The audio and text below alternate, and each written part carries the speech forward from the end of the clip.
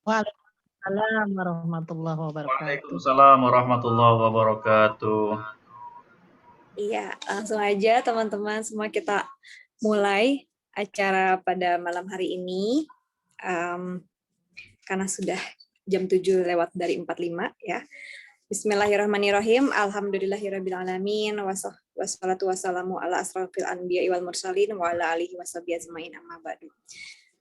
Sebelum kita mulai acara yang insya Allah penuh barokah ini, izinkan saya untuk memimpin doa pada malam hari ini, agar acara malam hari ini berjalan dengan lancar dan menjadi manfaat, menjadi jariah buat kita semua. Ya, Bismillahirrahmanirrahim. Alhamdulillahirrahmanirrahim. Ar-Rahmanirrahim. Malik yaumiddin. Iyyaka na'budu wa iyyaka nasta'in. Ihdinas siratal mustaqim. Siratal ladzina an'amta 'alaihim ghairil maghdubi 'alaihim waladdallin. Amin. Oke, perkenalkan Bapak Ibu yang hadir pada malam hari ini di Majelis Ilmu bersama Quantum Wakaf. Saya Zenia, boleh panggil Z, boleh panggil Zenia. Ya, selamat datang, salam kenal semuanya. Sebelumnya, boleh ya untuk yang sudah hadir dikasih slash atau dash nama pengundangnya. Terus kalau untuk para undangan yang sudah hadir, selamat datang ya. Ini adalah acara Quantum Wakaf. Malam hari ini saya akan menjelaskan tentang wakaf. Oke, saya langsung share konten aja ya, biar nggak terlalu lama dan semoga nggak bosan, jangan di skip ya teman-teman. Nah, untuk supaya lebih akrab dan biar lebih enak, boleh ya saya izin sebelumnya saya mau panggil semua yang hadir pada malam hari ini menjadi teman-teman semua nih, karena saya yakin semua yang hadir di sini adalah undangan atau tim dari teman-teman saya. Jadi saya anggap juga semuanya teman-teman saya juga, biar enak aja ngomongnya ya. Oke teman-teman, saya langsung share screen.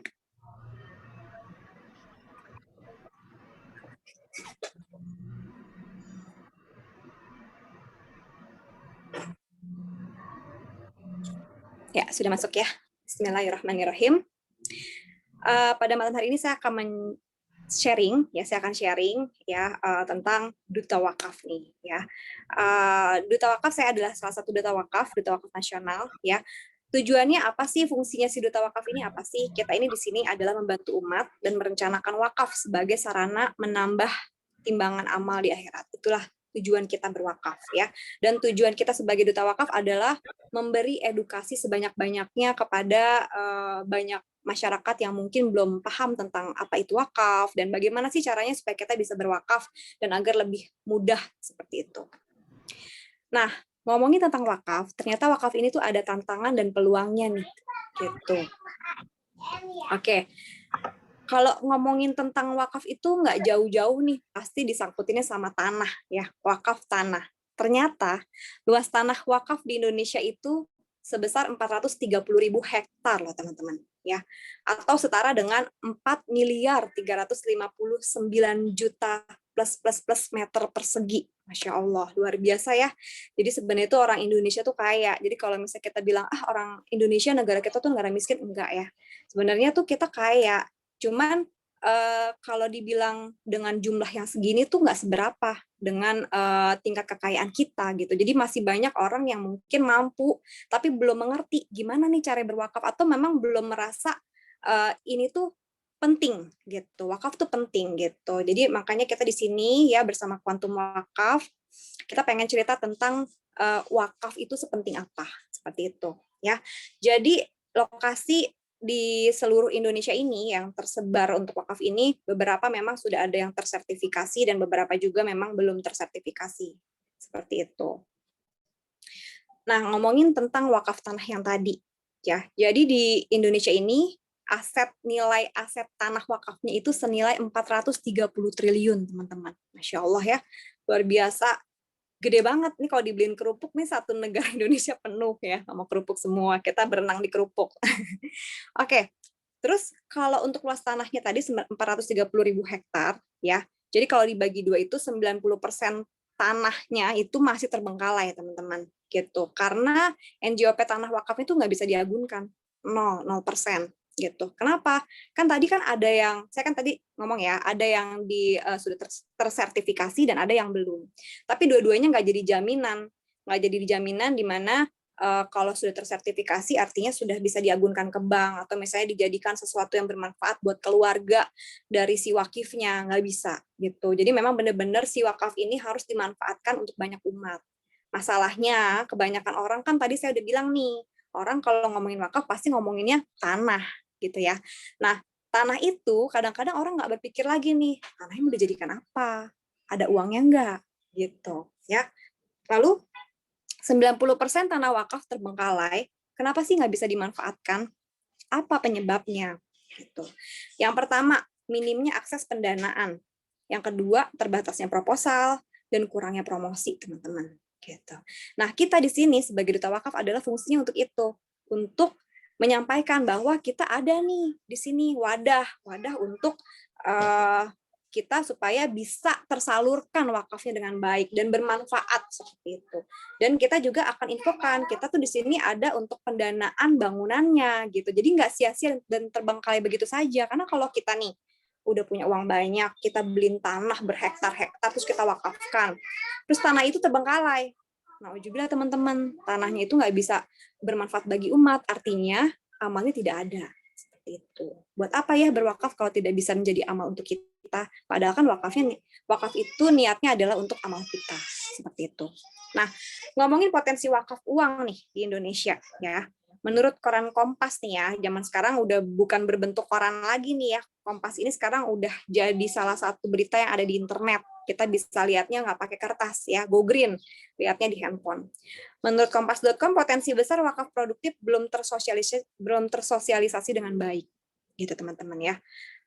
Tanah wakaf di Indonesia tuh luas banget, teman-teman. Ternyata potensi wakaf kita tuh 180 triliun per tahun. Seperti itu. Gede banget ya. Jadi potensi wakaf uang di Indonesia itu 2.000 triliun sebenarnya per tahun. Realisasinya berapa? Cuma 400 miliar aja per tahunnya. Gitu. Kenapa nih? Kok bisa terjadi ya? Dari 2.000 loh, teman-teman. Kok cuma 400? Padahal seharusnya bisa mencapai 2.000. Kenapa? Karena yang tadi saya bilang, banyak ya orang di luar sana yang mungkin belum teredukasi dengan baik mengenai pentingnya wakaf. Ya, jadi ada berita nih, menurut republika.co.id, penyebab wakaf belum berkembang seperti zakat karena ya kalau zakat itu kan dari kita zaman sekolah dasar ya, di lingkungan keluarga, di lingkungan sekolah sampai mungkin kuliah ya, kita kerja. Itu tuh yang selalu dikasih tahu adalah zakat. Karena zakat itu memang salah satu dari rukun Islam ya, artinya memang wajib. Sedangkan kalau wakaf itu adalah sukarela gitu ya.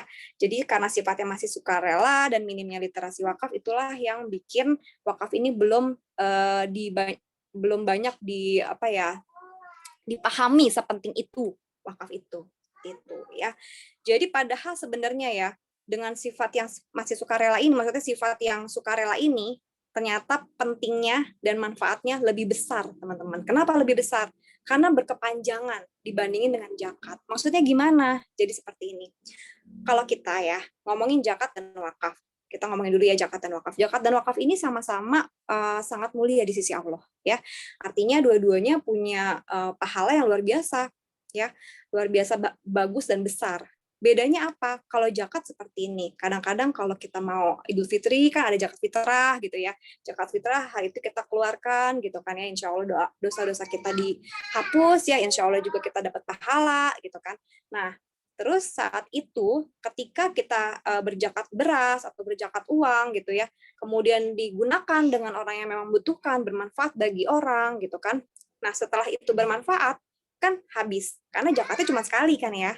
Nah, setelah habis berarti pahala kita gimana? Selesai gitu. Nah, kalau wakaf gimana nih? Kan sama-sama seperti zakat ya. Sama-sama artinya punya pahala yang besar juga gitu. Kenapa saya bilang tadi sifatnya sukarela tapi dia pahalanya berkepanjangan? Karena gini, kalau kita berwakaf, misalnya wakafnya wakaf uang ya. Wakaf uang untuk dibelikan misalnya untuk dibelikan semen untuk pembangunan masjid, atau misalnya untuk dibelikan sejadah untuk dalam masjid, atau mau dibelikan musaf, mukena, seperti itu ya. Selama mukena itu, masjid itu masih dipakai, selama sejadah itu masih dipakai sama banyak umat, sama banyak majelis, yang datang ke masjid tersebut, yang menggunakan mushaf tersebut, mukena tersebut, ya udah selama itu pula amal jariah kita mengalir untuk kita. Seperti itu. Oke. Langsung saya lanjut lagi ya. Ini ada lagi sumber Badan Kebijakan Fiskal Kemenku RI bahwa jumlah muslim di Indonesia adalah 235 juta jiwa, teman-teman ya. Laporan hasil survei indeks literasi wakaf nasional tahun 2020 masih sangat rendah banget gitu ya. Jadi walaupun banyak muslimnya di Indonesia, tapi ternyata banyak muslim juga yang belum teredukasi dan belum paham tentang wakaf ya, tentang pentingnya wakaf dan tentang bagaimana caranya supaya bisa berwakaf. Seperti itu. Kenapa sih kita bicara wakaf hari ini? Ya, ini supaya lebih enak. Jadi kita sambil interaksi ya teman-teman ya. Jadi saya supaya nggak ngerasa sendirian nih di sini ya. Jadi kalau misalnya saya ada nanya nih, kenapa sih kita lagi bicarain wakaf hari ini? Boleh teman-teman di komen ya. Ditulis di kolom komen ya. Karena kita mau ya saat kita nanti di akhirat ya teman-teman, itu tuh kita masih tetap dapat amal yang mengalir terus gitu teman-teman. Ya, jadi seperti dalam Al-Qur'an ya, firman Allah di surat Al-Munafikun bahwa ketika orang sudah meninggal dunia ya, kalau misalnya seandainya ada waktu ya bisa ditunda sebentar saja, yang mereka mau apa sih? Kalau saya boleh tanya ya sama teman-teman yang hadir pada malam hari ini, kalau misalnya sudah meninggal, ada orang yang sudah meninggal gitu ya, terus orang tersebut ternyata dikasih kesempatan buat hidup lagi. Yang mereka lakukan pengennya apa sih seandainya bisa terjadi? Gitu ya. Wakaf, Masya Allah Bu Yayang. Iya, bener banget jawabannya wakaf. Jariah, pengen jadi orang yang soleh-solehah dan pengen punya amal jariah atau berupa wakaf. Seperti itu. Kenapa? Karena pada saat sudah meninggal, ya sudah tidak bisa melakukan lagi yang namanya ibadah-ibadah seperti sholat, seperti misalnya berpuasa, gitu ya, atau misalnya mau zakat fitrah, zakat mal, gitu ya. Itu nggak bisa. Gitu. Yang bisa apa? Yang bisa itu adalah si amal jariah yang berupa wakaf tadi, yang tadi saya bilang, walaupun kita udah nggak melakukan amal itu lagi, ya udah nggak zakat lagi nih, berarti kita udah melakukan amal jariah berupa wakaf yang berupa masjid atau mushaf yang tadi saya bilang. Nah, selama kita itu masih berguna bagi orang lain, ya bagi banyak umat, ya udah selama itu juga amal kita jadinya bertambah terus. Itu yang akan memperberat timbangan kita, seperti itu. Nah, alasan apa sih yang bikin orang-orang tuh masih ragu ya sama wakaf gitu ya? Yang ada di pikiran kita sekarang nih tentang wakaf. Aduh, kalau mau berwakaf itu ya kayaknya sekarang itu masih belum mapan. Ini orang-orang Indonesia ya pikirannya seperti ini. Kenapa ya? Itu yang menyebabkan harusnya wakaf itu tadi 2.000 triliun ya, jadi cuma 400 miliar. Jauh banget. Ya padahal orang Indonesia banyak banget. Padahal sebenarnya orang Indonesia tuh terbilang orang yang cukup mapan sebenarnya. Tapi ya tadi orang-orang mikirnya, oh iya berwakaf itu kan wakaf tanah, harga tanah, wah kayaknya nggak cukup nih kalau untuk beli tanah untuk diwakafkan gitu kan. Nah, jadi pikiran orang-orang itu kalau udah ngomongin wakaf yang paling dipikir adalah aduh belum mapan, belum terbayang, belum tahu nih caranya gimana berwakaf. Ya, belum kepikiran. Masih jauh lah kayaknya wakaf mah untuk orang yang udah tua aja mau meninggal gitu ya. Kadang-kadang ada orang seperti itu pikirannya. Belum penting lah, yang penting mah kita udah zakat atau infak gitu ya. Tapi kan tadi saya udah bilang ya di awal ya bahwa memang zakat itu wajib. Tapi si wakaf yang sukarela ini Masya Allah luar biasa dahsyat banget ya. Bisa membantu kita banget ya untuk menjadi bekal kita di akhirat. Ya, ada juga yang berpikir belum sanggup. Kenapa sih setiap orang dan bahkan setiap keluarga penting punya amal jariah berupa wakaf? Karena gini, yang tadi saya bilang, kalau misalnya kita nanti di alam barzah, di alam kubur nanti gitu ya, kita sudah tidak bisa melakukan amal ibadah lagi gitu kan. Nah kan satu-satunya penolong kita adalah amal kita, ya. Oke, mungkin teman-teman udah pernah dengar ya, ada 3 amalan yang bisa dilakukan ketika kita sudah dipanggil Allah ya, sudah berpulang. Yang pertama, ilmu yang bermanfaat. Yang kedua, anak soleh-solehah. Dan yang ketiga adalah amal jariah. Yang pertama adalah ilmu yang bermanfaat seperti sekarang ini. Saya lagi sharing ilmu nih. Ini bisa jadi jariah saya. Nantinya selama ilmu yang saya sharingkan ini masih bisa dipakai sama teman-teman gitu kan ya. Terus masih bisa bermanfaat, bisa di-sharingin lagi, atau bisa ditanamkan juga sama teman-teman juga gitu kan. Nah itu adalah menjadi jariah saya yang akan memperberat timbangan amal saya. Seperti itu.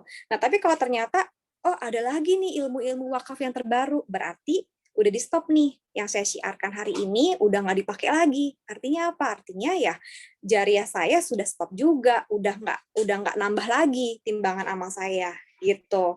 Nah, apa hubungannya juga nih kalau keluarga juga penting gitu. Jadi gini, kalau ngomongin keluarga, pasti kalau ditanya kita tuh sayang sama keluarga sebesar apa sih? Ya sebesar dunia dan akhirat. Kita maunya sama-sama di dunia dan sama-sama di akhirat.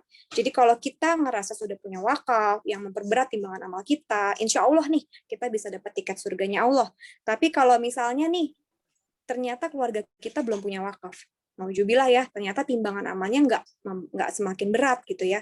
Artinya nanti pada saat kita di surga kita jadinya nggak bisa ikut sama keluarga kita jadinya nggak bisa ikut sama kita, kan sedih banget teman-teman. Jadi penting banget yang namanya berwakaf itu ya keluarga juga punya wakaf juga gitu, sama-sama kita wakafkan juga gitu ya. Dan nanti kalau teman-teman mau sharing lagi sama orang, sama teman, sama keluarga, penting deh kamu punya wakaf juga dan keluarga kamu juga penting seperti itu ya. Nah, ngomongin tentang hidup di dunia, ya berapa lama sih? Ada yang mungkin tahu nih, kira-kira kita hidup di dunia berapa lama? Boleh di chat ya di kolom komen. Ada mungkin yang mau sampai umur 150 tahun, atau 200 tahun, atau 100 tahun ke depan nih masih mau hidup lagi, siapa tahu bisa ketemu ini ya, apa namanya, virus-virus seperti ini kayak 100 tahun lalu. Selain virus corona ini ada virus lagi, virus flu Spanyol gitu ya. Nauzubillah, jangan sampai ya terjadi lagi. Oke, kita lanjut lagi. Berapa lama sih kita hidup di dunia, teman-teman? Ya, ada yang tahu. Semua ini tuh hanya sementara. Jadi kalau boleh saya minta teman-teman di rumah, kalau ada di dekatnya dompet, ya, ada KTP di dalamnya, boleh dicek. Di situ ada yang namanya tanggal lahir kita, ya, nama, alamat, ada tanggal lahir, tapi ada nggak tanggal kematian? Nggak ada ya. Kita aja nggak tahu, Pak RT, Pak Lurah, keluarga kita juga nggak ada yang tahu. Jadi nggak ditulis, karena emang nggak ada yang tahu. Semua orang tuh nggak ada yang tahu ya. Jadi ternyata hidup di dunia itu cuma sementara. Jadi kalau teman-teman pikir hidup saya enak banget nih di dunia, jangan salah ya. Hidup kita tuh cuma sementara. Yang enak di mana? Yang lama tuh di mana? Yang lama tuh di akhirat. Dan ini ada hadis ya, dari hadis riwayat Tirmizi, umur umatku itu antara 60 sampai 70 aja. Dan yang lebih dari itu tuh sedikit sekali. Ya, ini hadis sahih ya, teman-teman. Nah, semasa hidup nih kita kan kumpulin ya, ada emas, deposito gitu ya, ada apa namanya, tas-tas branded yang harganya miliaran gitu ya, ratusan juta, terus mobil yang mewah-mewah, mobil Alphard, mobil sport gitu ya, rumah yang mewah sekali gitu ya. Nah, pada akhirnya apa sih teman-teman? Semua yang dicari ini, yang kita kumpulin, itu ditinggalkan teman-teman. Nggak akan kita bisa bawa ke alam sana gitu ya. Dan atau mungkin jadi berpindah tangan aja, berpindah kepemilikan. Kalau ternyata berpindah kepemilikan ini menjadi suatu manfaat yang baik, banyak juga orang yang meninggalkan harta malah menjadi mudarat buat keluarganya. Karena ya banyak ya kita dengar tuh orang-orang keluarganya yang jadi berantem ya, ngerebutin warisan seperti itu. Nauzubillah gitu teman-teman. Lalu kalau di dunia nih nggak kekal gitu ya, terus berapa lama nih kita hidup di akhirat? Gitu ya. Kalau tadi saya bilang kan, oh kekalnya di akhirat, di dunia nggak kekal. Terus berapa lama hidup di akhirat? Nah, kita pengen tahunya kan dari Al-Quran dan hadis ya. Dan ini adalah dari Al-Quran, firman Allah langsung, surat At-Taubah ayat 100, bahwa mereka kekal di dalamnya, itulah kemenangan yang besar. Seperti itu teman-teman ya. Jadi yang bisa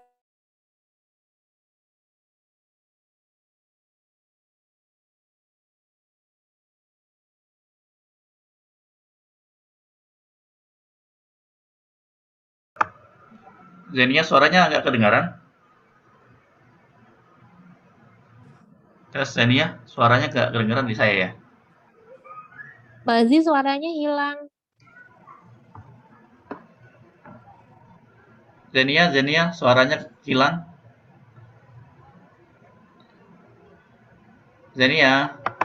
Oh, dia mungkin nggak dengar juga suaranya.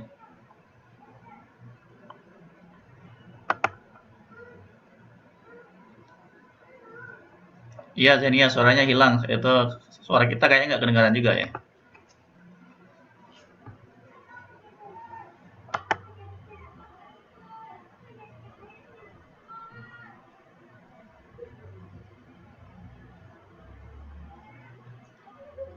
Iya, yang di satunya yang ini kebalik, yang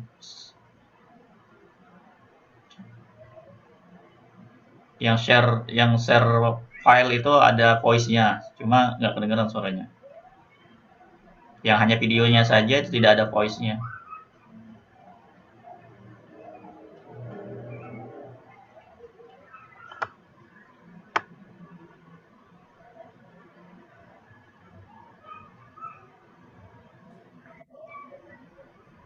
Oh, Oke, sudah maaf ada. ya.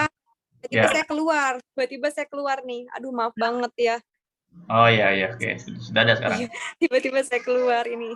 Bingung jadinya. Oke, tadi saya sampai mana? Tadi teman-teman mungkin pas saya ngomong ada yang ke-skip nggak? Kira-kira Sampai tadi saya sampai sampai yang kekal selama-lamanya itu tadi tentang Al-Qur'an. ke yang ini atau yang ini, Pak Jul? Share materinya di-share lagi, materinya hilang. Oh, hilang ya? Ya. Oh, hilang. Materinya hilang, Sebentar. Mbak. Oh, sorry. Aduh, maaf ya, kenapa tiba-tiba jadi begini. Oh, maaf Pak Jul, ini saya udah nggak jadi host lagi. Boleh dijadiin host dulu, Oh, Pak? oke. Iya.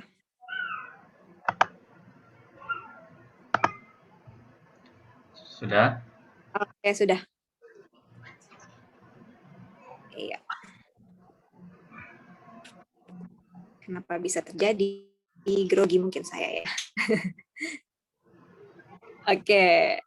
Tadi sampai sini atau sudah lewat dari ini ya? Sampai sini. Sampai sini ya? Oke. Jadi kita ngomongin tentang berapa lama sih kita kekal di akhirat ya. Di sini ada Quran Surat At-Taubah ayat 100 bahwa mereka kekal di dalamnya itulah kemenangan yang besar. Artinya mereka yang tinggal di surganya Allah, Masya Allah, itu adalah kemenangan yang besar. Karena apa? Karena akan selama-lamanya mereka tinggal di sana. Gitu. Jadi nggak akan keluar-keluar lagi ke dunia atau nggak akan keluar-keluar lagi nauzubillah sampai ke jahanam ya. Nah, terus ada lagi nih Quran Surat Az-Zukhruf ayat 74-75 di mana sesungguhnya orang-orang yang berdosa kecil di dalam ajab berdosa kekal di dalam ajab neraka jahanam. Jadi mereka yang punya dosa ya, orang-orang yang berdosa bakal kekal nih di ajabnya neraka jahanam. Nauzubillah min dzalik ya. Nah, tidak diringankan ajab itu dari mereka dan mereka di dalamnya berputus asa. Jadi tinggal pilih nih, kita mau jadi orang yang berputus asa atau mau jadi orang yang mempunyai kemenangan yang besar gitu. Gimana caranya supaya kita menjadi orang yang kekal di dalam kemenangan yang besar di dalam surganya Allah? Ya dengan cara kita perbanyak timbangan amal kita. Nah, teman-teman kalau saya tanya nih kira-kira ya di sini nih, berapa sih besar kemungkinan bahwa timbangan amal teman-teman ya, timbangan amal saya juga nih ya lebih berat mana dari timbangan dosa? Timbangan amal atau timbangan dosa? Ada nggak yang bisa ngejamin bahwa timbangan amal kita tuh lebih besar, lebih berat? Saya jujur nggak bisa jamin ya. Saya alhamdulillah ya insya Allah udah melakukan nih perintahnya Allah gitu ya. Mungkin banyak juga orang di luar sana yang sudah melakukan perintah-perintah Allah, sudah bertakwa, melakukan apa yang Allah perintahkan dan menjauhkan apa yang Allah larang gitu ya. Iya benar Mbak Mila, nggak ada yang bisa jamin ya.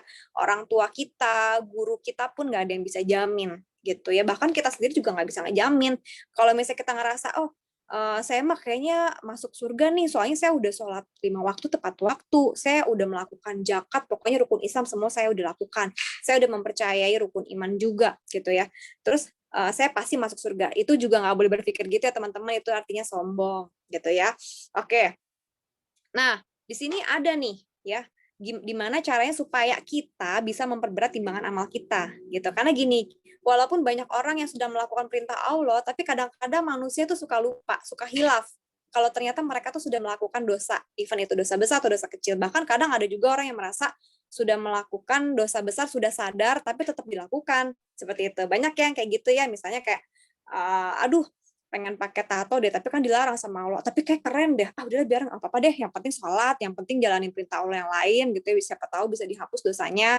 Nah itu dosa ya teman-teman. Terus ada juga ada juga orang yang berpikir udah melakukan semua perintah Allah, tapi kadang-kadang masih suka nih ngegibahin temennya atau misalnya kayak ada di sosmed, terus tiba-tiba ada artis yang punya masalah gitu, terus kita jadi gibahin, ya dosa ya teman-teman ya. Walaupun kadang-kadang ngerasa enggak kok, ngomongnya kan dia nggak kena sama saya, ngomongnya juga kayaknya biasa aja deh. Ya biasa menurut kamu, kan belum tentu itu bisa tidak menyakiti hati orang tersebut ya. Bisa jadi memang itu menyakiti hati orang gitu ya. Entah itu dia kena atau enggak kena sama kita gitu. Nah, amal jariah ini sangat dibutuhkan teman-teman di akhirat. Amal jariah ini pahalanya mengalir dan tidak putus ya. Amal jariah ini, Mbak Ira ketawa nih. Amal jariah ini terus mengalir walaupun kita sudah wafat. Nah, inilah pentingnya teman-teman yang namanya amal jariah ya, bahkan dibandingin zakat yang memang sifatnya wajib ya. Walaupun sifatnya sukarela si amal jariah ini, tapi benar-benar sangat membantu kita di akhirat sana gitu ya. Timbangan amal kita juga akan terus bertambah. Jadi walaupun misalnya nih pas kita meninggal terus tiba-tiba timbangan dosa kita tuh segini ya, terus amal kita aduh cuman segini, tapi dengan adanya kita punya jariyah itu akan memperbanyak, insya Allah jadinya lebih berat gitu timbangan amalnya. Dan kalau udah lebih berat ya kan insya Allah bisa pergi ke jannahnya Allah, yang insya Allah bisa kekal di dalamnya dan kita menjadi orang yang sangat beruntung. Oke, kenapa sih setiap orang dan bahkan setiap keluarga penting nih punya amal jariah berupa wakaf? Kenapa nih ya? Yang tadi nih kita udah omongin ya, beramal jariah sekeluarga, insya Allah bisa bersama-sama di jannahnya Allah sekeluarga. Ya siapa sih yang nggak mau kita hidup happy, hidup sangat beruntung, kekal di dalam surganya Allah, tapi dikelilingi sama keluarga kita yang kita cintai waktu di dunia. Tiba-tiba ketemu lagi di jannahnya Allah. Masya Allah, siapa yang nggak mau ya? Kalau emang teman-teman mau, berarti mau juga ya punya amal jariah. Setuju ya? Boleh di kolom chat. Atau mungkin ada yang nggak setuju. Oke, sekarang kita ngomongin lagi apa sih itu wakaf ya. Jadi wakaf itu adalah salah satu amalan dalam Islam melalui penyaluran harta benda ya. Ya. Oke, setuju. Amin ya. Amin Pak Ai. Salah satu amalan dalam Islam melalui penyaluran harta benda untuk kepentingan masyarakat serta mendapatkan keberkahan pahala ya yang tidak terputus sampai akhirat kelak. Gitu, teman-teman ya. Jadi, ini amalan dalam Islam nih ya yang melalui penyaluran harta benda untuk kepentingan masyarakat. Jadi kita nggak mementingkan diri kita sendiri ya. Kan banyak ya orang yang ngerasa udah sholat itu buat Allah, padahal sholat buat diri kita sendiri. Oke, terus misalnya udah puasa buat Allah, itu juga sebenarnya buat kita sendiri, bukan buat orang lain ya, bukan buat keluarga, tapi buat kita sendiri. Tapi kita lakukanlah yang namanya amalan yang kita bisa lakukan untuk kepentingan banyak umat. Masya Allah, dengan kepentingan banyak umat, tapi bisa menolong kita. Jadi kita menolong apa? Menolong diri kita dan menolong banyak umat. Nah inilah yang akan saya sharingkan. Gimana caranya supaya kita bisa menolong banyak umat dan bisa menolong kita juga. Ini ada sangkut pautnya dengan wakaf dan program kita juga. Nah, sebelum kita melakukan wakaf, teman-teman, kita penting banget harus tahu yang namanya rukun wakaf.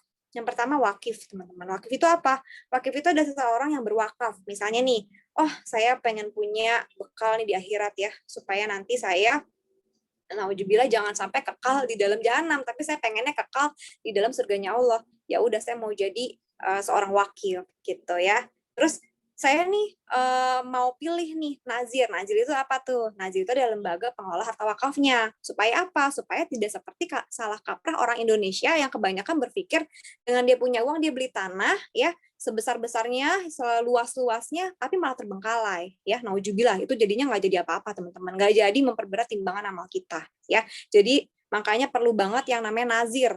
Sebagai apa? Sebagai pengelola wakaf kita supaya bermanfaat wakafnya. Seperti itu. Maufuq alaihi yaitu ada pihak penerima manfaat harta wakafnya. Siapa nih yang menerima wakaf kita? Gitu ya. Misalnya kalau ke pesantren ya berarti orang-orang pesantren Makfiro. Seperti tadi ada timnya Pak Jul ya, Bu Novalina ya, bahwa katanya dari Riau yang umroh bareng sama Pak Jul, terus juga dari Makfiro. Nah, Makfiro itu tempat kita sama-sama nih di Kuantum Wakaf ini melaksanakan ikrar wakaf di sana juga. Jadi kita banyak berwakaf juga untuk di sana untuk kepentingan dari para jemaah dan teman-teman pesantren kita di sana, teman-teman santri kita di sana, seperti itu. Ikrar wakaf. Nah, ikrar wakaf adalah pernyataan wakaf dapat dikemukakan dengan secara tulisan ya, atau lisan juga, atau bisa juga dengan isyarat yang bisa dipahami. Seperti itu ya. Jadi kita tuh kalau berzakat mungkin kita berikrarnya antara kita dan orang tersebut. Tapi kalau sudah berwakaf, kita berikrar itu langsung Allah. Ya Allah, saya bersyukur atas apa yang Kau berikan kepada saya, ya, berupa nafas hidup saya, semua yang Kau berikan dari saya baru lahir, ya, baru keluar dari rahim ibu saya, gitu ya, diberikan oksigen sampai dengan saat ini. Bayangin teman-teman ya, kalau nih kita dengar dari teman-teman mungkin teman-teman di luar sana yang mungkin pernah mengalami kena COVID, terus ternyata dia harus menggunakan tabung oksigen, itu berbayar teman-teman, dan rebutan, harganya malah dinaikin lagi sama oknum gitu ya, dan itu harganya luar biasa mahal banget. Untuk 2 hari aja kalau nggak salah 1,6 juta ya, kalau misalnya ada yang mungkin saya salah boleh ditulis harganya berapa yang sebenarnya gitu ya. Nah, 1,6 juta untuk 2 hari. Bayangin teman-teman, sekarang umur teman-teman berapa? Dikali per harinya 800.000. Boleh dihitung sampai berapa hari sih kita hidup nih kalau satu hari dikali 30 tahun dikali 30 bulan gitu ya, pokoknya teman-teman hitung deh kalau harus bayar 800.000 per hari. Itu baru sekedar oksigen, belum jantung. Bayangin teman-teman ya, banyak orang yang jantungnya nggak berfungsi, dia harus pasang jantung palsu gitu ya, teman-teman, itu harganya luar biasa mahal banget. Jadi ini semua yang Allah berikan itu kita nggak harus balas, tapi kalau kita bersyukur dengan bisa membalasnya dengan berwakaf, insya Allah Allah juga akan kasih sesuatu yang lebih dari itu, yaitu surganya Allah. Ya, oke, sekarang kita ngomong lagi tentang contoh nyata kekuatan wakaf dalam sejarah Islam. Nah, kita mau melakukan semua amal ibadah itu kan yang memang sudah diperintahkan oleh dalam Al-Quran ini oleh Allah dan juga oleh Rasulullah. Kira-kira Rasulullah melakukan juga nggak sih ya yang sekarang kita omongin ini wakaf ini? Ya ternyata Rasulullah pernah sudah menjalani duluan nih yang namanya wakaf ya, yaitu wakaf di Masjid Nabawi. Pasti teman-teman yang sudah ke sana, yang sudah umroh sudah menikmati di sana tuh Masjid Nabawi luas banget, terus tenang, nyaman gitu ya. Terus kayaknya pengen ke situ terus ya, kayaknya juga pengen baca mushaf di sana, terus adem banget tempatnya gitu ya, itu kan besar banget. Nah, ternyata kalau teman-teman datang ke sana melakukan sholat di sana ya, itu pahalanya itu sama seperti teman-teman sholat di 1000 masjid. Masya Allah, bayangin aja. Kalau kita hitung-hitung dari kita mulai sholat sampai dengan saat ini, belum tentu ada 1000 masjid ya, tapi dengan kita sholat di sana udah sama kayak sholat di 1000 masjid gitu. Dan ini Rasulullah Masjid Nabawi ini beliau beli dari tanah seorang yatim piatu ya, kemudian beliau perluas sampai dengan saat ini. Yang kedua adalah Masjid Kuba, ini juga masih punya Rasulullah, dan ini adalah masjid pertama yang dibangun sama Rasulullah ya, dan juga ada fadilahnya di mana kalau kita umroh atau haji ke sana, nah teman-teman biasanya suka diajak nih kalau yang dari timnya tour guide-nya Pak Jul nih, biasanya Pak Jul pasti ngajak nih ya sama Bu Navalina di Makfirah dulu ke Masjid Kuba dulu deh, sholat 2 rakaat gitu ya. Nah ternyata ini tuh ada fadilahnya gitu ya, Masya Allah ya. Insya Allah nih kita suri tauladan yang sempurna, bener banget Ibu Bapak ya. Jadi gini, Masjid Kuba itu kalau kita sholat di dalamnya 2 rakaat aja, itu kita dapat pahalanya sama seperti kita melakukan ibadah umroh gitu. Jadi kalau misalnya kita di sana itu kan emang niatnya mau umroh, terus kita sengaja nih sholat 2 rakaat, berarti kita dapat pahalanya double, kayak umroh 2 kali gitu. Atau misalnya kayak kita ke sana emang lagi haji, terus kita sholat lagi di sini, jadi kita dapat pahala haji plus pahala umroh ya, jadi kayak ada dapat bonusnya gitu. Masya Allah ya, luar biasa banget. Nah yang selanjutnya adalah wakaf kebun kurma Umar bin Khattab di Khaybar ya. Jadi di sini Umar pernah beli tanah ya di Khaybar. Tanah ini adalah berupa kebun kurma. Terus beliau bilang sama Rasulullah, ya Rasul, saya nih beli tanah bagus banget nih. Jarang-jarang ada tanah di Khaybar tuh yang luasnya seperti ini, bagus banget gitu ya. Kira-kira ya Rasul, saya harus apakan kebun kurma ini? Terus Rasul bilang, oh ya udah, kamu jangan jadikan ini untuk hibah, jangan juga diwariskan gitu kan. Terus jadi diapain gitu kan? Ya udah, kamu sedekahkan saja gitu. Jadi ini menjadi jariyahnya Umar. Jadi sampai sekarang ya masih ada kebun kurmanya, masih dimanfaatkan ya buat banyak umat gitu ya, masih banyak yang terbantu dari kebun kurma ini gitu ya. Dan sampai sekarang juga nih udah ribuan tahun Umar dapat pahalanya, ngalir terus teman-teman. Udah pasti ya dapatnya di surganya Allah, bisa bersama Rasulullah, Masya Allah. Nah, lalu ada juga di sini wakaf sumur Umar di Madinah, Utsman bin Affan nih. Jadi di sini ada cerita juga, mungkin teman-teman juga udah tahu, udah bosan dengarnya, tapi saya pasti mau ngulang terus karena saya suka banget cerita ini. Jadi waktu itu Utsman ada di Madinah, terus banyak di sana penduduk yang bilang bahwa mahal sekali untuk ngambil air di sumur ini gitu. Kenapa? Karena sumur ini adalah punya Yahudi. Nah waktu itu Utsman ingin melakukan transaksi kepada Yahudi untuk membeli sumur tersebut. Tapi Yahudi nggak mau kasih, gitu kan, karena ngerasa mungkin nanti nggak ada untungnya, mungkin nggak sebesar kalau saya jual terus, gitu kan, maksudnya jual ke penduduk, gitu kan. Akhirnya Utsman bikin kesepakatan, ya udah gini aja, kita bagi 2 saja, hari ini buat saya keuntungannya, besoknya buat kamu keuntungannya. Oh ya udah, dia sepakat nih. Nah ternyata pada hari itu juga Utsman bilang sama penduduk di Madinah tersebut bahwa ini hari ini sumur ini adalah milik saya. Semuanya penduduk di Madinah boleh mengambil air tersebut dan dua kali lipat ambilnya. Kenapa? Karena besok udah bukan milik saya lagi, supaya besoknya nggak perlu ngambil lagi. Jadi nggak perlu beli lagi ke Yahudi. Oh, Masya Allah, akhirnya mereka ambil 2 kali lipat, dan ternyata pada saat Yahudi punya kesempatan untuk harinya dia malah nggak dapat apa-apa. Akhirnya ya udah, karena memang sudah tidak menguntungkan, akhirnya sumur tersebut dijual untuk Utsman.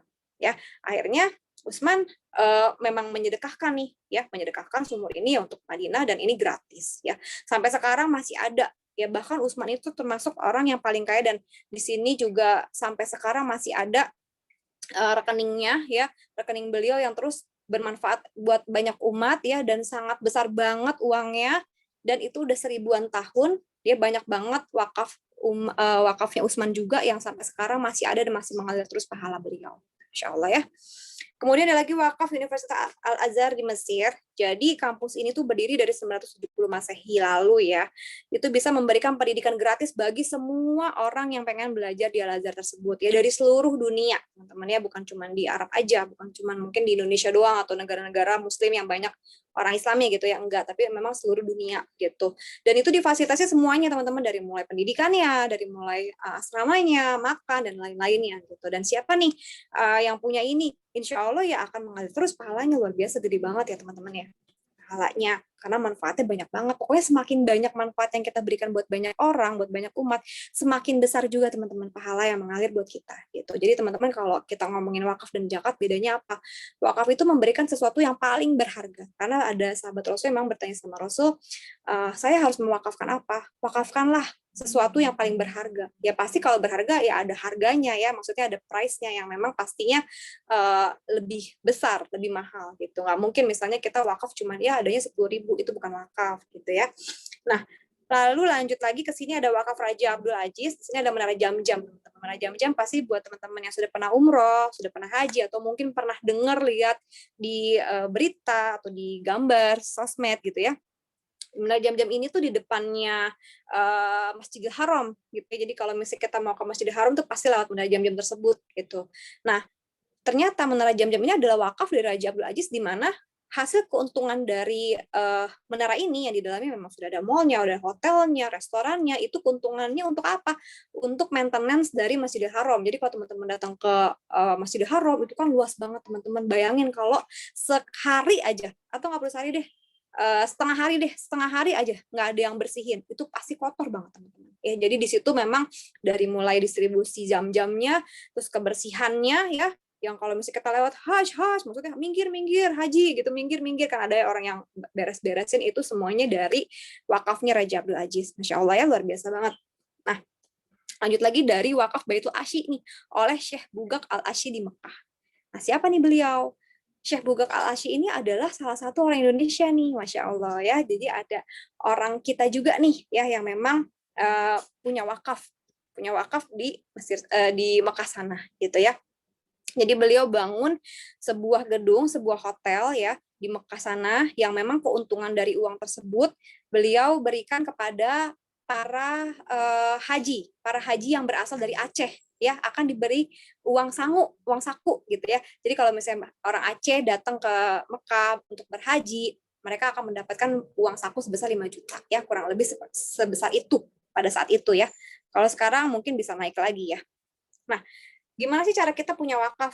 Wakaf itu kan teman-teman ya, pasti yang kita tahu adalah, oh berarti harus punya masjid nih, bangun rumah sakit, pesantren, perkebunan, dan sebagainya. Yang biayanya pasti nggak sedikit. Itulah kenapa ya banyak orang Indonesia, terutama orang Muslim yang harusnya bisa berwakaf, tapi karena berpikir, aduh mahal banget gitu ya, harus bangun pesantren, rumah sakit itu berapa? Pasti miliaran gitu kan.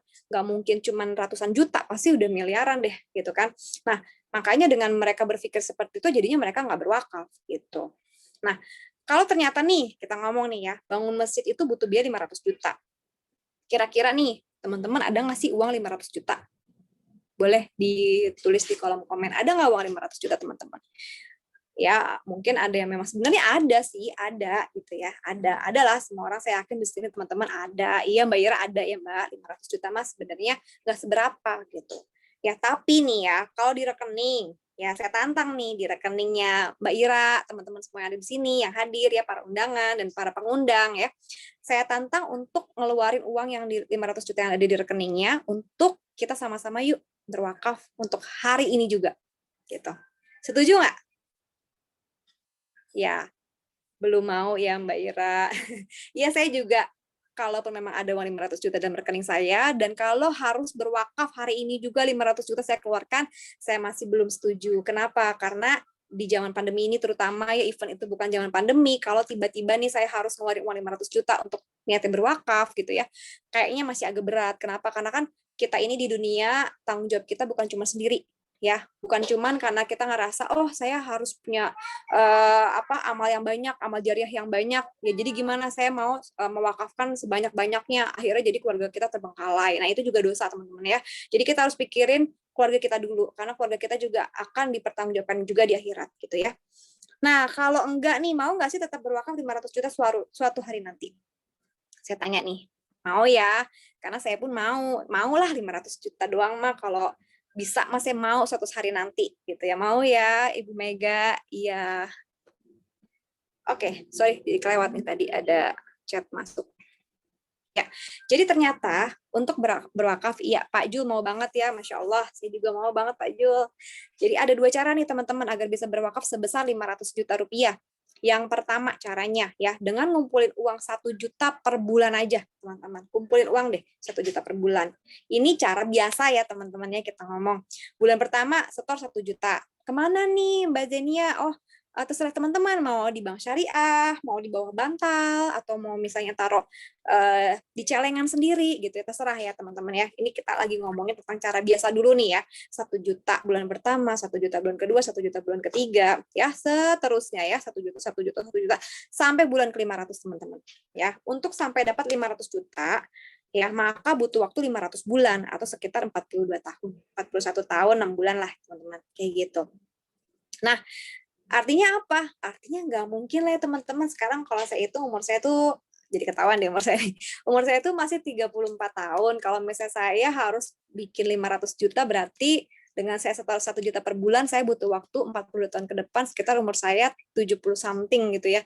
Nah, artinya di umur 70 something itu saya harus nyetor terus. Satu, nyetor terus. Yang kedua, kalau ternyata saya udah nggak produktif, udah nggak kerja lagi, saya harus tetap nyetor. Terus kalau ternyata amit-amit saya kena resiko meninggal dunia, teman-teman. Belum di tahun ke-42. Uangnya belum ada 500 juta. Bisa nggak teman-teman saya berwakaf? Nggak bisa ya. Misalnya nih ada Bapak A mau berwakaf dengan cara biasa, dia setor 1 juta per bulan, tiba-tiba baru setor 12 kali, ya, baru setor 12 juta, berarti ya teman-teman, tiba-tiba dipanggil sama Allah. Kan kita nggak tahu kan kapan kita meninggal, tiba-tiba dipanggil, terus gimana teman-teman? Nggak bisa berwakaf ya. Akhirnya 12 jutanya buat apa? Yang nggak bisa buat wakaf paling buat zakat. Ya, beda buat infak ya. Bila ada cara lain yang lebih ringan untuk bisa berwakaf 500 juta, hanya dengan menyisihkan 30 sampai 50 ribu doang teman-teman per harinya, ya, tanpa harus menunggu selama 500 bulan. Pasti mau ya teman-teman. Saya yakin semuanya di sini pasti mau, karena yang diundang ke sini pasti pengen tahu tentang wakaf. Kalau ada cara yang lebih mudah, ya Allah itu kan selalu memudahkan umatnya untuk melakukan ibadah kepadanya, untuk mendapatkan pahala, untuk mendapatkan sesuatu yang baik, Allah pasti mudahkan semuanya. Tiba-tiba dengar cara yang sangat mudah ini, pasti mau banget lah kalau begini ya Mbak Ira ya, setuju, saya juga mau banget. Nah, gimana nih caranya supaya punya wakaf dengan jumlah yang besar banget, seperti tadi 500 juta ya, ratusan juta, atau mungkin miliaran rupiah nih ya. Kenapa? Kok bisa beda ratusan juta miliaran? Jadi gini, jangan disamakan dengan misalnya ekonomi saya nih, terus sama ekonominya siapa ya, sultan kita misalnya Hotman Paris gitu ya. Terus saya mau wakaf 1 miliar, Hotman Paris juga sama deh kayak si Jenny aja, karena kan dia ngomong tuh bilang katanya 1 miliar aja cukup. Beda ya teman-teman ya, kan dia punya dikasih kenikmatan sama Allah di dunia itu lebih banyak. Jadi harus lebih banyak juga wakafnya supaya apa? Nanti pada saat timbangannya dinilai, itu timbangan harta-hartanya dia tuh jadinya udah bisa ditolong sama amal-amalnya dia gitu. Jadi kan setiap orang punya amal punya harta benda yang memang dipertanggungjawabkan juga di akhirat. Jadi makanya harus ditutupi dengan amal kita yang pastinya jauh lebih banyak lagi kalau memang kita punya harta yang lebih banyak juga, seperti itu ya. Nah, caranya gimana nih? Bisa dalam jumlah besar, terencana dan pasti, yaitu dengan cara berkuantum wakaf, teman-teman. Ya, amin, Bu Sarifah. Ya, dengan mengikuti program repro syariah di Alisya, teman-teman. Caranya yaitu berkuantum wakaf. Ya, nah bulan pertama 1 juta kita setor, bulan kedua langsung nih. Pada saat bulan pertama kita setor 1 juta, itu wakafnya langsung tersedia. Masya Allah ya, tadi kan kita ngomongin 500 bulan cara biasa. Ini baru sekali setor, langsung tersedia wakaf sebesar 500 juta. Jadi maksudnya gimana? Maksudnya kalau tiba-tiba kita baru setor sekali, Allah panggil, ya langsung keluar 500 juta untuk wakaf kita. Masya Allah ya. Nah, kita juga bebas nih memilih lembaga pengelolaan wakafnya, najirnya. Ada wakaf di Al-Azhar, ya, Dompet Duafa, Rumah Wakaf, Iwakaf, dan lain-lain ya. Masih banyak nih, Badan Wakaf Mandiri, Wakaf IKADI, Kampung Makfirah, dan Yakesma. Bulan kedua kita setor lagi 1 juta, bulan ketiga 1 juta, bulan keempat amit-amit Allah panggil nih. Ya Allah panggil, meninggal dunia, sehingga kita nggak bisa melanjutkan atau menyisihkan lagi iuran per bulannya, maka kita tetap bisa berwakaf, teman-teman. Karena apa? Yang tadi saya bilang, baru setor sekali aja udah keluar kok ininya, wakafnya 500 juta tadi, apalagi di bulan ketiga tadi, bulan keempat tadi nih, meninggal, langsung keluar 500 jutanya. Gitu, Masya Allah ya. Artinya apa? Benar kan yang tadi saya bilang, pasti, terencana dan pasti. Kalau yang tadi biasa, terencana, tapi nggak pasti. Gitu. Nah, berwakaf 500 juta, kita bisa pilih nih. Ya tadi yang seperti saya bilang, ada Dompet Duafa, Al-Azhar, Rumah Wakaf, Iwakaf, Wakaf IKADI, Badan Wakaf Mandiri, Yakesma, Kampung Makfiroh, ya. Tadi Bu Navalina juga di sana, dan PBNU. Ya. Nah, caranya gimana nih supaya bisa berkuantum wakaf nih di repro syariah? Yaitu pertama di sini ada contohnya, ada Pak Wakif usia 38 ya. Terus dia mau repro syariahnya dengan nyisin 1 juta aja per bulan ya. Dia taruh nih uangnya di repro syariah atau di tabaruk ya, yang artinya dalam bahasa Arab tolong menolong ya. Kemudian dia setor 1 juta, 1 juta, 1 juta ya. Kemudian dia meninggal dunia nih, teman-teman. Nah, langsung keluar uang santunan 1 miliar. 1 miliarnya untuk apa? Untuk 550 juta warisan, 55% untuk warisan. Warisannya untuk siapa? Untuk keluarga yang ditinggalkan, teman-teman. Jadi kalau teman-teman pernah dengar di Al-Qur'an ya, Allah sendiri berfirman bahwa setiap kepala keluarga wajib banget menyisihkan uang, menyiapkan uang untuk 1 tahun ke depan apabila si pencari nafkah tersebut meninggal dunia. Gitu. Jadi memang harus disiapkan karena mereka tanggung jawab kita. Ya, 45%-nya baru untuk wakaf. Jadi ada nih, sahabat Rasul pernah nanya sama Rasul, ya Rasul, saya punya tanah besar. Nah, saya pengen punya wakaf. Ya, dan ini tanah saya satu-satunya. Boleh nggak saya wakafin semuanya? Nggak boleh, teman-teman ya. Wakaf ini boleh cuma 45% aja maksimal. Gitu. Nah, ngomongin tadi saya bilang kita itu melakukan wakaf ini untuk menolong kita ya, juga untuk menolong banyak orang. Menolong kita apa? Di akhirat nanti. Menolong banyak orang dengan apa ya? Dengan sesuatu yang tadi kita wakafkan ini bermanfaat buat banyak orang. Begitupun dengan program kita. Uang santunan ini dari mana? Dari semua orang yang kita gotong royong ya, mengumpulkan uangnya untuk 1 miliarnya kasih ke kita. Begitupun kalau misalnya ada orang lain ya yang memang meninggal duluan, ya kita juga udah mengikhlaskan uang kita, karena kita di sini adalah beramal gitu ya, beramal di sini di repro syariah ini ya. Nah, itu kita adalah untuk membantu mereka juga ya. Masya Allah, di sini benar-benar kita saling tolong menolong, tabaruk. Nah, nggak usah khawatir teman-teman, di sini sudah ada cap MUI yang menyatakan bahwa repro syariah halal, teman-teman ya. Ada fatwa juga dari Dewan Syariah Nasional MUI ya, teman-teman boleh cek juga di Google. Ini saya nggak bikin sendiri, ini benar-benar dari MUI-nya langsung ya. Terus di sini ada Nazir Wakaf yang menjadi mitra duta wakaf komunitas kita. Ya, ada Dompet Duafa, Al-Azhar, Rumah Wakaf, Iwakaf, IKADI yang tadi saya sebutkan semua ya, Yakesma, Makfirah, dan PBNU. Misalnya gini, kayak kemarin saya ketemu sama salah satu temen ya, kebetulan dia bilang, oh saya kan tinggalnya di Sidoarjo gitu kan. Terus di kampung saya ini memang ada masjid yang lagi direnovasi. Boleh nggak sih kalau misalnya saya memang sedekahkan uang saya ke situ wakafnya gitu kan? Karena kan yang penting ada sekitar kita dulu. Oh boleh banget teman-teman. Ya boleh banget. Caranya gimana? Boleh tanya ke pengundangnya teman-teman. Nah ini adalah program wakaf Dompet Duafa. Banyak banget ya. Ada rumah sakit, ada rumah sehat, maksudnya rumah sakit mata, ada rumah sakit, masjid, universitas, dan juga ada pemberdayaan. Di sini juga ada wakaf Al-Azhar, kan kadang-kadang teman-teman pengennya, oh yang ini deh yang saya kenal aja di Al-Azhar, kalau yang lain saya nggak kenal. Oh ya udah boleh teman-teman, pokoknya terserah teman-teman maunya di mana. Di Al-Azhar ini banyak ya, ada masjid, ada bangun sumur ya, ada tempat pendidikan, mushaf, ada mobil jenazah, ada wakaf tanah kurban juga ya. Kadang-kadang tergantung kita terketuk hatinya di mana. Pengen kadang-kadang bisa kayak ngerasa aduh orang yang di luar sana yang kekurangan air kayaknya kasihan banget deh. Ya udah deh wakaf sumur aja boleh gitu ya.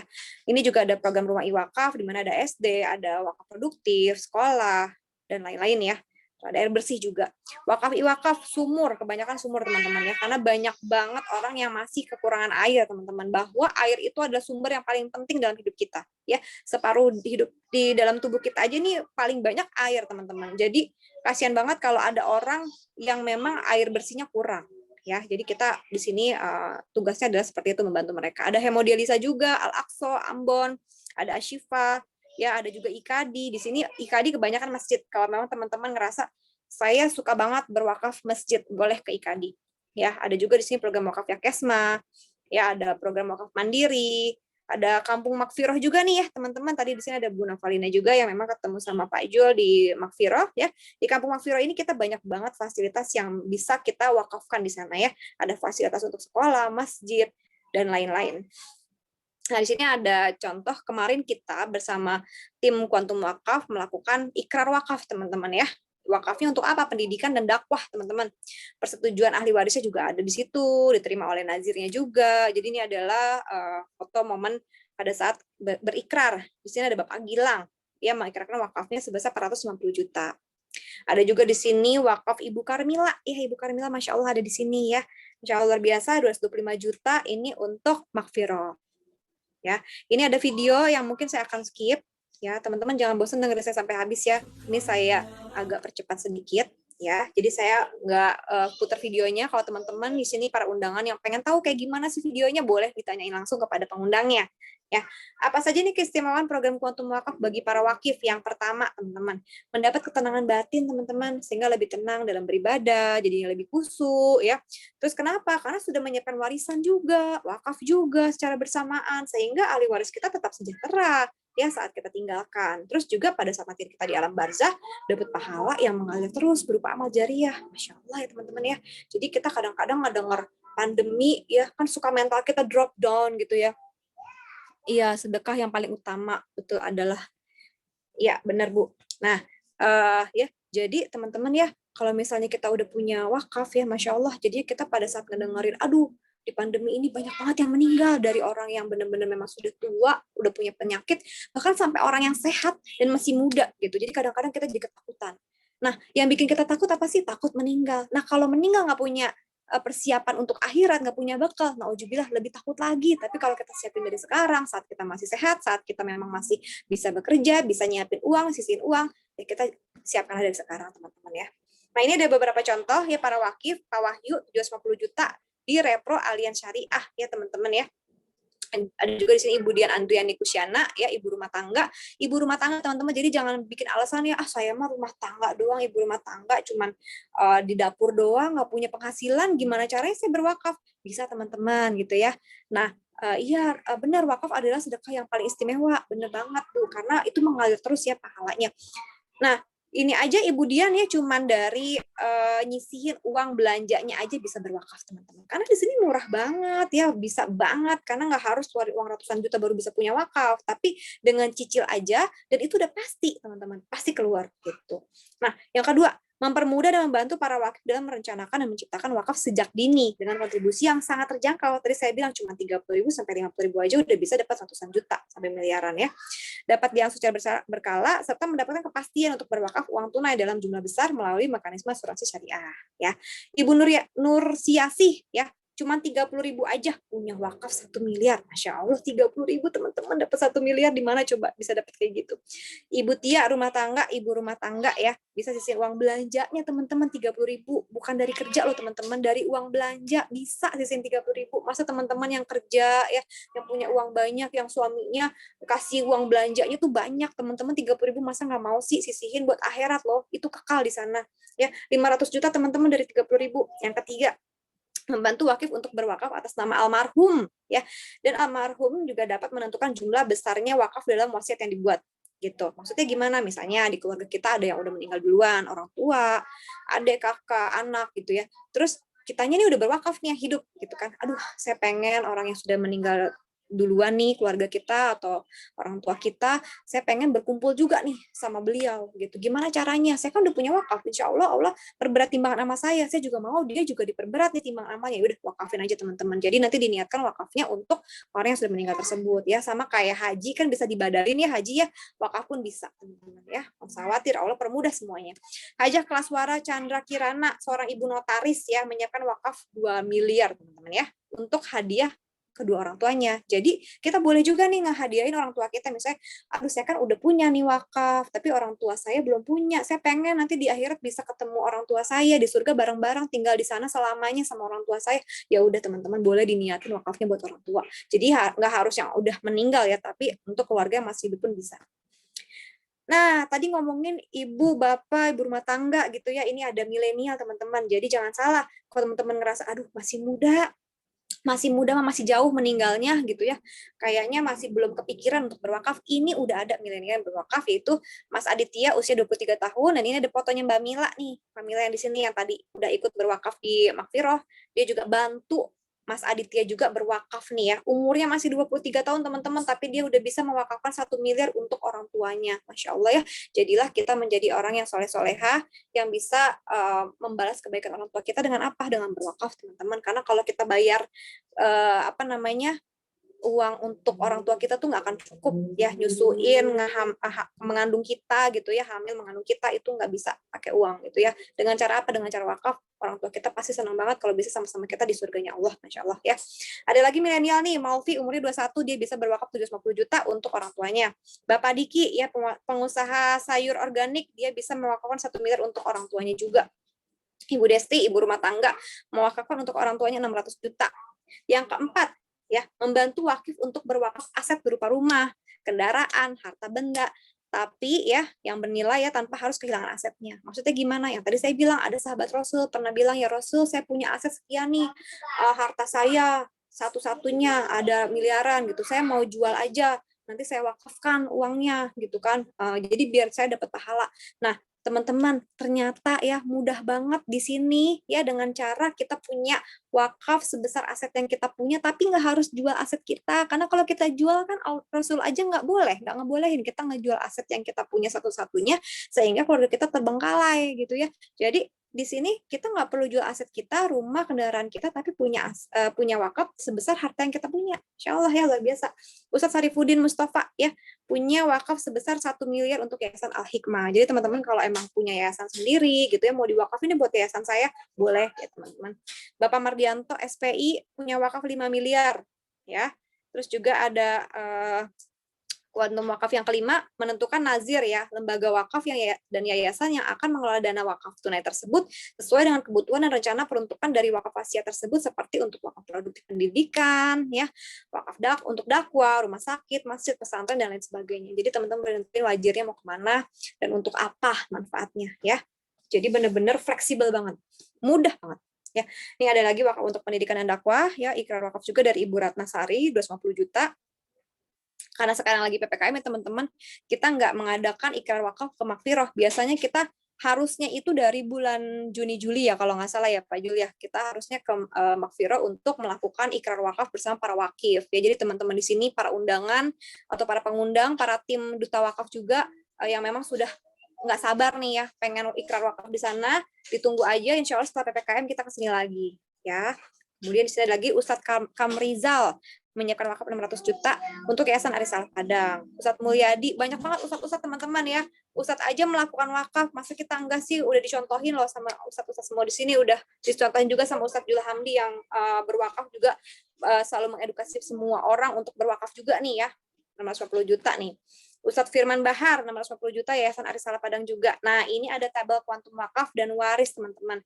Tinggal pilih ya, mau yang mana nih? Kita lihat umur. Jadi teman-teman di sini kita memang standarnya dari lihat umur. Jadi umur berapa dulu nih gitu. Karena kan memang umur nggak menentukan kapan kita akan meninggal, tapi resiko meninggalnya biasanya umur yang di atas 60 tadi kata Rasulullah ya, 60 70 umur umatku gitu kan, berarti umur yang banyak, berarti ya lebih dekat gitu. Artinya resikonya makin besar ya. Jadi kita lihat umur 25 30 ya untuk seorang milenial. cukup 12.000 per hari aja. Disisihin iurannya selama 20 tahun. Udah dapat ya, wakaf 225 juta plus warisan 275 juta. Totalnya 500 juta. Ya. Kemudian ada lagi kalau umurnya 41 sampai 45, cukup sisihin 21.700. Teman-teman, tuh 12.000 per hari ya. Itu biasanya buat makan sarapan sekali juga kadang kurang ya, sarapan 15.000 gitu ya. Terus 21.000. 21.000 aja itu ngopi di Kopi Kenangan ya bisa sih. Bisa kan teman-teman ngopi di Kopi Kenangan, masa nggak bisa sih berwakaf ya? Jadi jangan kalah nih, di dunia diperbanyak, tapi di akhirat harus lebih banyak lagi, karena kan yang kekal di akhirat ya. 61 sampai 65 nih, umur 61 65 83.400 aja selama 10 tahun teman-teman ya. Mudah banget, murah banget. Kemudian untuk wakaf pengennya lebih besar lagi 1 miliar, ya udah berarti kalau umur 25 30 23.400 aja ya, naiknya nggak beda jauh per harinya. 41 sampai 45 43.000, 61 sampai 65 166.700, cuman hampir nggak nyampe 200.000 lah teman-teman, udah bisa punya wakaf loh. Umur 61 sampai 65 10 tahun aja ya dicicilnya, terus bisa dapat sebesar 1 miliar teman-teman. Wakafnya 450 juta, ya warisannya 550 juta. Ya, kemudian di sini juga kalau pengen 2,25 M ya, teman-teman bisa foto ini. Ntar takutnya lupa gitu. Tadi si Jennya ngomong apaan aja sih? Berapa sih tadi? Kok nggak ini cepet-cepet banget sih ngomongnya? Boleh tanya lagi ke pengundangnya teman-teman ya. Atau misalnya untuk kuantum wakaf yang baru join nih, saya mau jadi kuantum wakaf juga, tapi saya masih lupa itu yang tadi diomongin sama Mbak Jennya berapa sih? Tanya sama tim leadernya gitu ya. Oke, di sini masih sama 2,25 miliar ya. Kemudian di sini ada tergantung dari budgetnya. Teman-teman mau budget berapa? 300.000, 500.000 per bulan, 1 juta, 1,5 M, dan masa iurannya tinggal lihat ya. Tinggal lihat umurnya, tinggal lihat dari segi budgetnya. Tinggal pilih teman-teman ya. Udah kita siapin sebegitu luar biasa hebatnya, kita tinggal pilih aja ya. Siapa sih lembaga keuangan syariah sebagai partner kita? Allianz Syariah teman-teman. Ini ada DPS MUI-nya, Dewan Pengawas Syariahnya ya oleh Allianz ya. Ada Dr. Haji Muhammad Hidayat MBA, MH, Dr. Haji Rahmat Hidayat SEMT. Dan ini ada penghargaan Allianz Syariah. Begitu launching tahun 2018 sampai saat ini Allianz selalu menjadi nomor 1 teman-teman di Indonesia sebagai asuransi syariah terbaik. Ya, terbaik teman-teman. Jadi nggak usah khawatir, wah asuransi syariah kan banyak, tapi yang paling terbaik di Indonesia adalah Allianz Syariah ya teman-teman. Nah ini ada lembaga keuangan ini Bapak B.J. Habibie ya yang berperan dalam kehadiran Allianz Indonesia. Ya, berperan gimana? Iya, jadi dulu waktu Allianz masuk ke Indonesia, Bapak B.J. Habibie yang bawa. Pada saat itu beliau bikin pesawat ya, teman-teman tahu ya. Nah, terus karena nggak ada asuransi yang bisa beliau percaya, akhirnya beliau gandeng Allianz masuk ke Indonesia. Tapi pada saat itu asuransi kerugian. Nah, Bapak Habibie ini ya, Bapak B.J. Habibie ini kan adalah salah satu anggota syariah nasional ya di Indonesia. Akhirnya beliau menggandeng Allianz Syariah nih teman-teman ya untuk memajukan asuransi syariah untuk Indonesia ya, Allianz nih. Nah ini ada videonya, cuman karena durasinya nanti takut terlalu lama, terlalu panjang, teman-teman boleh minta ya sama timnya, sama para pengundangnya. Kita skip aja karena suaranya juga agak kecil. Oke, nah asuransi Allianz Syariah ini ya teman-teman itu perusahaan yang sangat sehat dan kuat, udah 130 tahun ya. Kemudian di sini ada dana kelolaan Allianz ya sebesar 2,3 triliun US dollar teman-teman, atau setara dengan 33 kuadriliun rupiah, di atasnya triliun teman-teman. Jadi kalau ditanya kapan Allianz bangkrut, oh mungkin 20 kali Indonesia bangkrut baru Allianz bangkrut gitu, karena senilai dengan 20 kali cadangan negara Indonesia. Jadi nggak usah khawatir, ini ada Mastercard, HSBC, Mercedes-Benz, BMW aja mempercayakan kelolaan dananya sama Allianz. Ya apalagi kita ya, nggak sebesar si Mercy tadi, nggak sebesar Citibank segala macam tadi, kan kita juga bisa lah mempercayakan dananya kepada Allianz gitu ya. Nah ini ada Allianz sebagai the largest insurance companies by total aset kita gede banget, nomor 1 ya. Kemudian ada claim records-nya, kita bayarin asuransi di 2019, Allianz ini 7,8 miliar per tahun, kemudian 21 miliar per hari, dan ABC kita 340% untuk yang konvensional. Kebetulan Allianz Syariah 2000% teman-teman ya. Ada Interbrand ranking the world's most valuable brands, kita nomor 43 ya, di atasnya itu bukan asuransi. Nah, ngomongin fitur yang ada di asuransi syariah ya teman-teman. Jadi kalau ngomongin asuransi nggak cuman ada yang namanya asuransi kesehatan aja, tapi banyak banget, ada asuransi kesehatan, pendidikan, ada asuransi untuk masa depan pensiun ya. Dan juga ada fitur wakaf teman-teman, Masya Allah ya, luar biasa. Allianz Syariah benar-benar mengerti banget kemauan umat ya. Nah, jadi Apa aja nih keunggulan berwakaf dengan Alliance Protection Plus? Yang satu, berkah, pahalanya terus mengalir selama nilai wakafnya dimanfaatkan. Ya, ringan nilai wakafnya melalui setoran kontribusi berkala yang sangat ringan.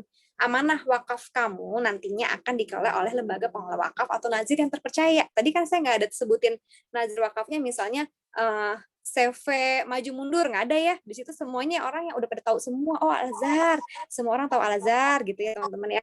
Sumbangsi bermanfaat dalam meningkatkan perekonomian masyarakat. Nah, ini ada foto dokumentasi dari Ustadz Ahmad Yusuf, Direktur Wakaf dari IWakaf ya. Tadi salah satu nazir kita yang kerja sama Syariah, yaitu IWakaf. Ini adalah fotonya nih ya, pada saat salah satu wakif ya, yang memang wakifnya nih si yang punya tabungan wakaf ini udah meninggal. Nah, kan ada ahli warisnya ya, ahli warisnya berfoto yang akan memang menyerahkan wakafnya tersebut untuk iwakaf, karena memang almarhum sudah mengamanahkan bahwa uang warisan dan wakaf ini untuk si iwakaf tadi. Warisannya buat ahli waris. Seperti itu. Nah, teman-teman, ya, waktu di dunia ini cuma ada 3 hari, teman-teman, ya, cuma ada 3 hari.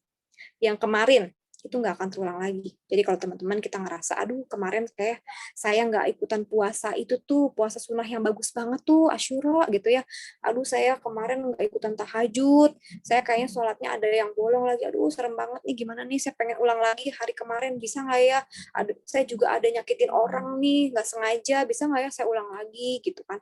Nggak bisa ya teman-teman, pokoknya yang udah berlalu udah nggak bisa diulang lagi. Ya, hari ini adalah tempat menabung amalan kita. Ya udah, perbanyak tabungan amal teman-teman ya, mulai dari sholat tepat waktu, pokoknya semua rukun Islam dan semua yang Allah perintahkan lakukan semuanya di hari ini. Termasuk apa? Termasuk yang saya sampaikan pada hari ini. Ini adalah jariah yang mungkin teman-teman bisa serap ilmunya, bisa bermanfaat buat teman-teman dari ilmu yang di majelis ilmu ini yang saya sampaikan. Insya Allah bisa membantu teman-teman untuk menambah tambahan amal lagi. Dengan apa? Dengan wakaf tadi. Nah, kapan waktu yang tepat? Ya cuma hari ini. Karena kan nggak bisa kemarin, gitu. Terus kalau besok gimana? Bisa nggak berwakafnya besok aja, gitu ya? Belum tentu menemuinya, ya teman-teman. Kita nggak pernah tahu kapan kita meninggal. Bahkan kalau kita tanya orang yang udah meninggal, mereka pasti akan bilang, ya, saya nggak tahu kalau besok saya akan meninggal. Bahkan 1 jam sebelum saya menghembuskan nafas terakhir saya, 1 jam sebelumnya saya nggak pernah tahu kalau saya nggak akan pernah bisa bernafas lagi. Insya Allah ya, jadi cuma hari ini teman-teman. Hubungi Duta Wakaf ya, yang bisa membantu teman-teman untuk bisa merencanakan wakaf yang terbaik buat teman-teman semua, sebagai sarana menambah timbangan amal kebaikan kita di akhirat. Ya teman-teman. Oke, cukup sekian majelis ilmu yang sudah saya sampaikan hari ini ya, insya Allah bisa bermanfaat. Saya bukan mengajarkan atau menggurui, saya hanya memberikan informasi yang saya tahu saja. Bismillahirrahmanirrahim. Subhanakallahumma wa bihamdika asyhadu alla ilaha illallah astaghfiruka wa atubu ilaih. Terima kasih teman-teman. Mohon maaf apabila ada kesalahan dan terima kasih atas waktunya. Wassalamualaikum warahmatullahi wabarakatuh. Waalaikumsalam warahmatullahi wabarakatuh. Makasih Mbak Zenia. Makasih semuanya. Terima kasih semuanya. Silakan bertanya pada Anda. Silakan yang mengundang ya masing-masing. Terima kasih. Iya.